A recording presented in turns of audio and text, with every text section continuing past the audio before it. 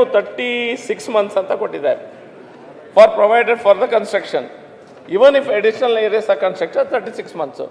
36 months ಅಲ್ಲಿ ಈ rent ಕೊಡೋದು 12% ಟೋಟಲ್ ರೆವಿನ್ಯೂಯಿಂದ ಆ್ಯನ್ಯುವಲ್ ಪೇಮೆಂಟ್ ಅವ ಮಾಡಬೇಕಾಗಿದೆ.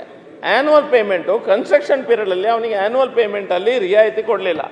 ಬೇರೆ ಎಲ್ಲ ಸ್ಟ್ರಕ್ಚರ್ಸ್ ಬಿಲ್ಡ್ ಮಾಡುವಾಗ ಆ್ಯನ್ಯುವಲ್ ಪೇಮೆಂಟಿಗೆ ಕನ್ಸ್ಟ್ರಕ್ಷನ್ ಟೈಮಲ್ಲಿ 36 months ಸಾಕಾಗಲಿಕ್ಕಿಲ್ಲ.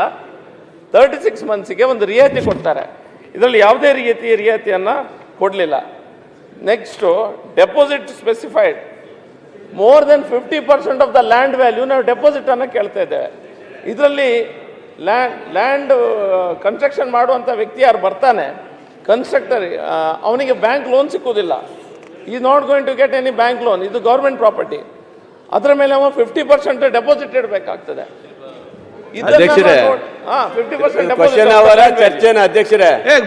ಇಂಪಾರ್ಟೆಂಟ್ ವಿಷಯ ಮಾತಾಡ್ತಿದ್ದಾರೆ, ಯಾಕೆ ನೀವು ಮಾತಾಡಬಡಿಸ್ತೀರಿ? ಅವ್ರು ತಪ್ಪು ಹೇಳಿದ್ರ? ಸರ್, ಇದು ಸ್ವಲ್ಪ ಅನ್ವಯಬಲ್ ಆಗ್ತದೆ ಸರ್.